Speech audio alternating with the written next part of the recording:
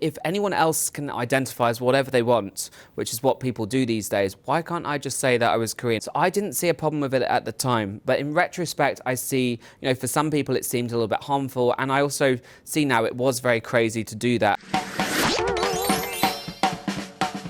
Welcome to Archie Asks. My guest this week is 33-year-old Oli London, who caused outrage a few years ago when he decided to transition to being a Korean man, before coming back to the UK and transitioning to be a woman, and then detransitioning back to being a man. It's a lot to keep up with, but now he's warning others against the dangers of becoming transgender. Oli, thank you so much for joining me. Thanks for having me, it's a pleasure. Is that a fair sum up of the journey you've been on in terms of your gender? Yeah, I mean, when you put it that way, it does make me sound a little bit crazy, and I do admit I was very crazy. Back then, I was struggling with identity issues. I had self-esteem issues since I was a teenager when I used to get bullied. So I wanted to radically change myself, the way I looked, the way I was perceived by society. And, I was thinking, if anyone else can identify as whatever they want, which is what people do these days, why can't I just say that I was Korean? I was living in Korea. I felt at home there. I wanted the Korean look. So I didn't see a problem with it at the time. But in retrospect, I see, for some people it seemed a little bit harmful. And I also see now it was very crazy to do that. And I'm glad that I finally found myself, and I'm kind of using my experience to try and help others. So we'll take it phase by phase. Let's start with the first transition, which was becoming Korean. That was more than just an idea. It took quite a lot of surgery. How many operations did you have in order to become Korean? So that was before I had the facial feminization. So it was probably about 21 surgeries to have the Korean aesthetic. It was a few 100,000 over the years. So it was, yes, to have a certain aesthetic, yeah. And then what was it that made you want to become Korean first? We'll get into the gender issue, but this was about changing your physical being to becoming a different nationality. Yeah, I used to live in Korea, and that was the first time in my life where I actually felt happy. I felt like I'd finally found somewhere where I belonged. And when you're in Korea, you see these plastic surgery advertisements literally everywhere, on the subway, on billboards everywhere, and on TV, and it's part of their society. So I was seeing all that, and I had always had the self-confidence issues, and I literally started just having a nose surgery because I was unhappy with my nose.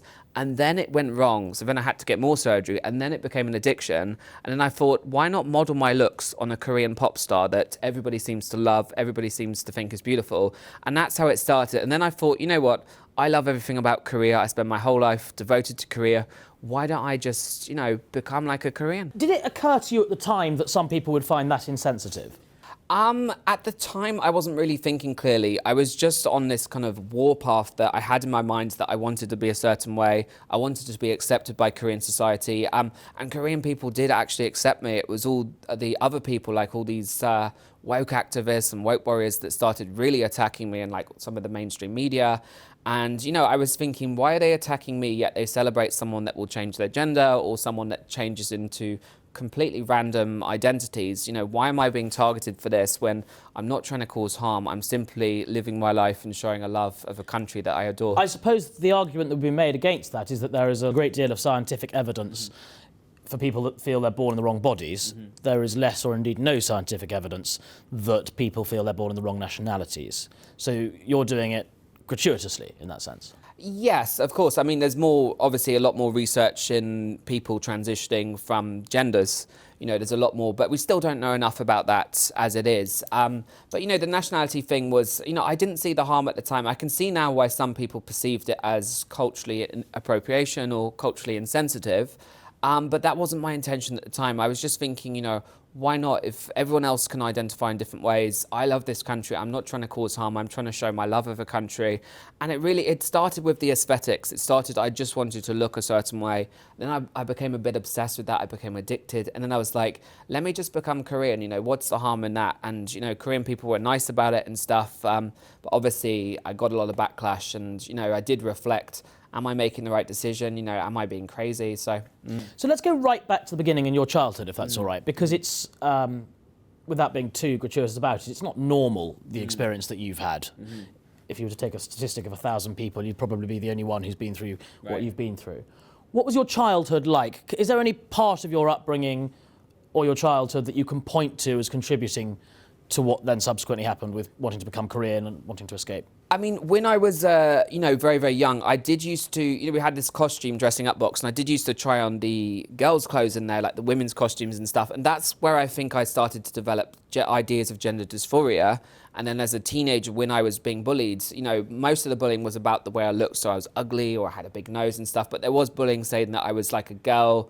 No girl would ever want to date me because I was so feminine. I was more like a woman and stuff. So I did start to develop ideas then. But, my childhood itself was pretty nice. But my teenage years was tough at school when every day I'd have people, being really cruel to me based on my looks and based on, I was a bit too feminine and stuff. So I really developed self-confidence issues. I used to make myself some days try to throw up in the toilet so I wouldn't have to go to school because I'd be scared of being bullied and stuff. I don't have a relationship with my father anymore. He left my mother and stuff, and he didn't treat my mum very nicely. So I always thought that was the only thing I had in my childhood that was really traumatic. And then kind of all the years of bullying kind of led up to me wanting to completely become a new person. When was the last time you had surgery?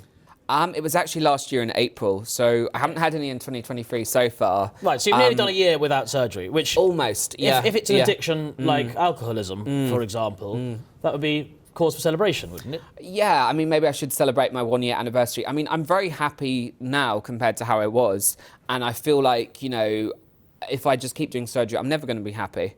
And I still look in the mirror and I think I want to change certain things. And, I go to the gym every day and I am thinking about, should I get a body surgery to give me like a six pack or something? And, these things are in my mind and, I'm trying to suppress that and just think that's meaningless. What's the point of all this? Because it doesn't make me happy. So what's the point of putting myself through all this pain, spending all this money and doing these things? What's the purpose? And are you able to talk us through what surgeries you've had from sort of top of your head to the tip of your toes? So I haven't done my toes yet, but I've had 6 rhinoplasties, which is no surgeries. Yep. I've had cheeks. I've had the cheekbones shaved down to make them smaller, more symmetrical. I've had chin surgery twice, which is shaving the bone down. I've actually got titanium brackets and screws here. Bit weird. I had my jaw completely reconstructed, so I wanted to make it more sharp. In Korea, it's a thing to have like a V-shaped jaw. Right. So I did that. I had on my chest gynecomastia because I had male, kind of male fatty breasts. And I used to get bullied about that at school. And, people used to say I was like a woman or I had breasts. So I think that was in 2019, I think. I removed that, and that was the most painful surgery. I've had a lip lift. I've had 3 eye surgeries. I've had 1 full facelift, 1 forehead lift. I've had all my bones shaved here, my eyebrow bones shaved. Just trying to remember. And I've got a neck lift as well. I've still got scarring and stuff. And I can't remember the rest.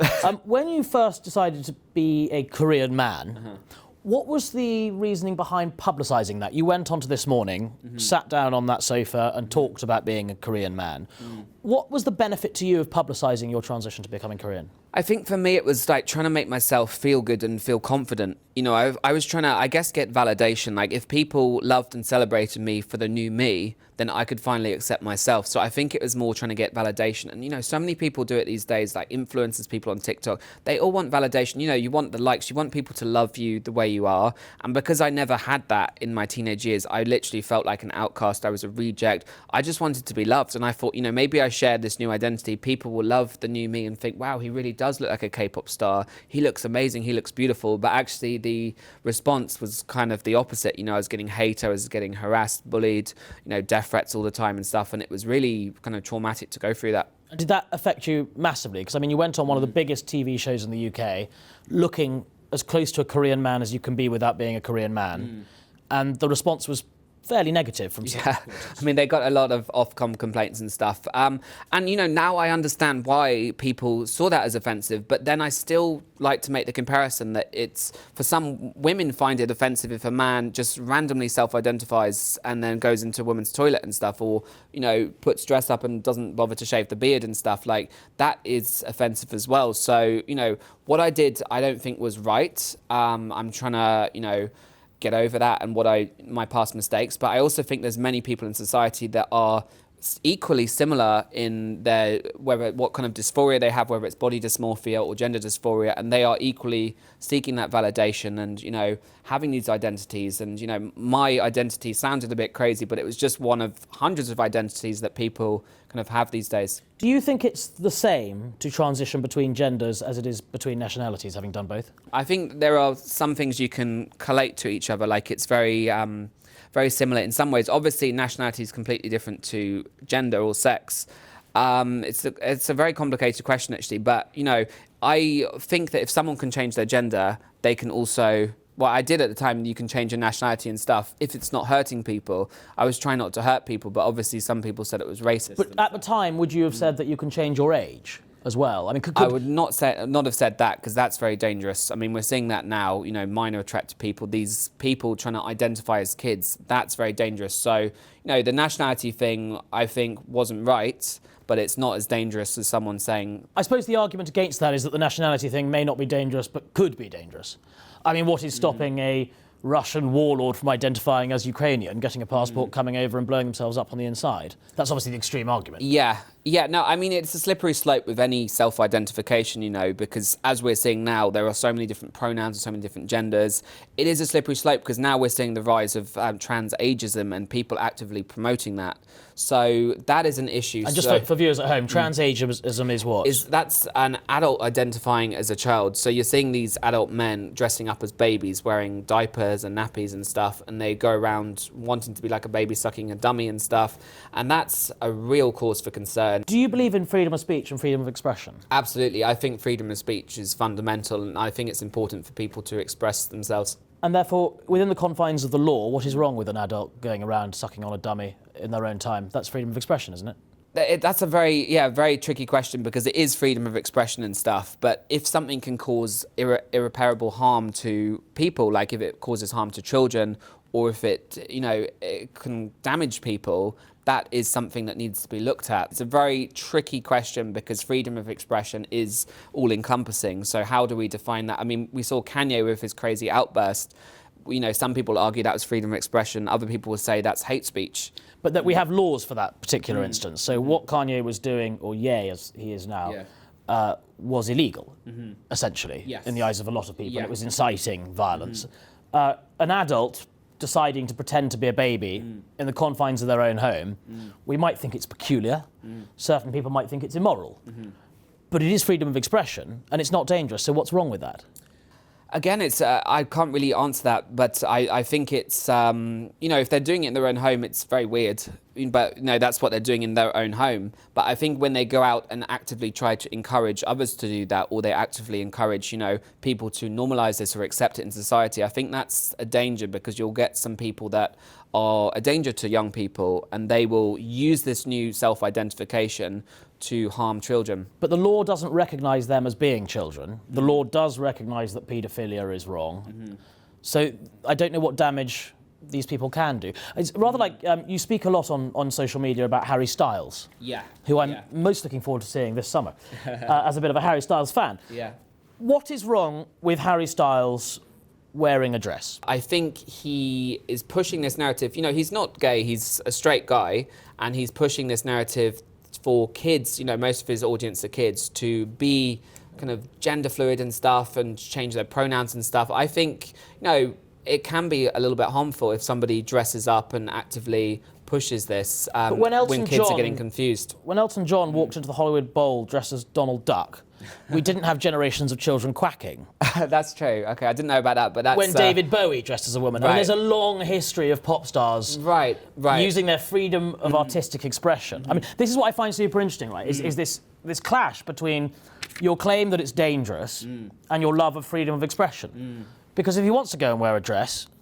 No, I mean, he's totally entitled to it. I was just saying, you know, as a role model, when you have a lot of kids looking up to you, and in a society where a lot of kids are getting confused with their genders from what they're seeing online, it can be kind of a little bit harmful for a celebrity they idolise to be doing these kind of things, these, wearing these dresses and stuff, when kids are going to question their own gender, and that could lead a kid as they grow up to want to change their gender, which is nothing wrong with that. I'm just saying, when you're a kid, you shouldn't be questioning yourself like that. You should just be living your life and make these decisions as an adult. What's the difference between going to watch Christopher Biggins dressed as Widow Twanky in a pantomime, which is designed for children, and a young person going to watch Harry Styles performing in a dress? They're the same thing. Yeah, I mean, they're kind of the similar thing and stuff, but, pantomime's pantomime. With Harry Styles, I think he has millions of fans, and they're going to get confused with their gender. Schools in America particularly are teaching these gender ideologies to kids, and when they see someone they idolise wearing these dresses, wearing the makeup and stuff, it can confuse these kids and develop some kids to develop gender dysphoria. Do you think there are people who are born in the wrong bodies? Yeah, I absolutely do. I think some people, for their whole life, they feel trapped. And, I support people. If they want to change, change. But I don't support kids changing. If you want to change, as hard as it is, you have to do it as an adult. You have to get, the doctor's appointments and stuff. I think you have to go through this particular route. Why? So the rates of detransitioning, with absolutely no disrespect to your story, because there are detransitioners, they exist, but they are a tiny minority of those that transition. And of that tiny minority, almost every study shows that the people that are detransitioning are doing because of temporary social pressures. So, of course you want safeguards, but what is the reason that a 16-year-old cannot begin their transitioning journey?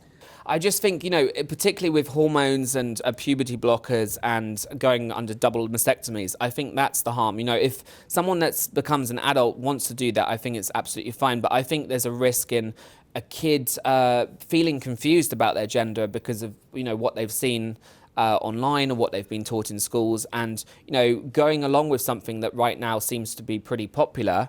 Years ago we've always had trans people in society, but now it's become so popular. So many people are. It's not popular. It's spoken about. I mean, there were far fewer people identifying as gay when it was illegal. They existed. They just had to cover it up and do it illegally. I suspect the rates of trans people that feel that way has remained steady.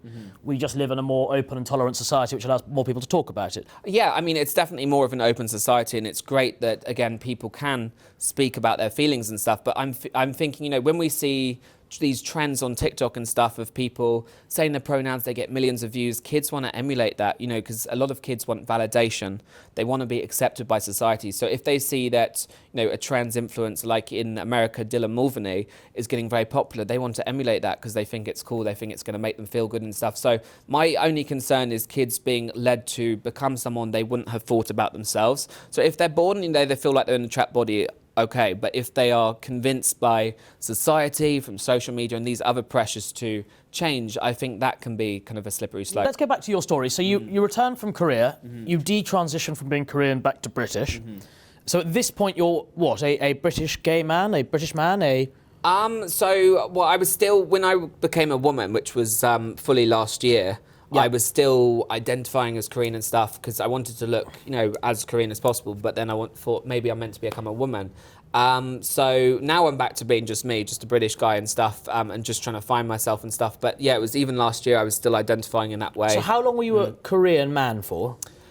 So probably living like that for about 3 years. And then how long, you then transitioned to becoming a Korean woman? Yeah, so that was for last year, fully for 6 months in public, but I'd already had ideas about my gender and stuff for the last few years, and I was struggling with that. Let's dive into that, because that's really interesting. So becoming a Korean man didn't satisfy the feelings you were having, so you then became a Korean woman, then became a British woman? Or remained as a Korean woman? No, I remained as a Korean woman until I detransitioned, and then I just realised I'm really unhappy. Let me just try and find the real me. When you were a Korean woman, how far down the transition process did you get? So I actually did all of the facial feminization surgeries. So I had all of my bones shaved to make it more feminine. Had the eye surgery, the facelift, which made it more feminine. And then I got the hair extensions. I was dressing as a woman in dresses and heels. And that was I just didn't feel right like that. And I was consulting with doctors in Thailand about doing the breast surgery. And, I'm glad I didn't go through with that and stuff. Because you've already had your masculine breasts removed at this point. Yeah, so, it was, some people are born with that. It's like the fatty tissue and stuff. So I'd already had that removed because I was teased for looking like a girl as a younger person. And so I'd already had a kind of issue with my chest. And then I was thinking, maybe I will get breasts. Because when I was trans, everybody was complimenting me and saying I looked much better. I was born to be a woman and stuff. So I was getting that positive reinforcement. So I thought, yeah, this is how I'm meant to be. So, you know, I was going to go for the breasts and stuff, and, you know, I'm glad I didn't. And so you didn't go anywhere near touching your male genitalia? No, I was thinking about starting with the breast and then going on, because that's obviously the most complicated surgery, the most painful surgery, and it's irreversible, and you can be left with health implications. So, you know, the breast, I thought, you know, if I do regret it, you can always remove them. Fair enough. Yeah. And then, so you lived as a woman for 6 months. Yeah. When did you first think, maybe I'm a woman?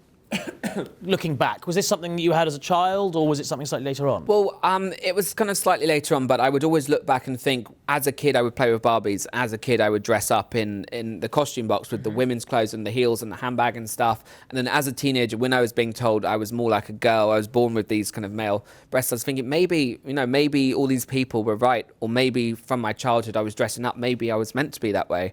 And then it was really, I'd always questioned myself. I'd always thought, would my life be better as a woman? Would I be happier? Would I be more confident? And then after having all that surgery to look more Korean, I was thinking, why am I not happy? Why has all this surgery not improved my life? Why am I not feeling good? So then I thought, maybe it's because I'm feeling that I'm trapped in the wrong body. Maybe I should change myself. And, you know, I did all those changes, and I was living as a trans woman fully. And then after a while, I was like, I'm still not happy. I'm thinking about more surgery. I'm thinking about doing more things. Correct me if I'm wrong, and I don't want to put words in your mouth, but it sounds to me like this is a story of finding validation and happiness, rather than the more kind of traditional transgender story of being trapped in the wrong body.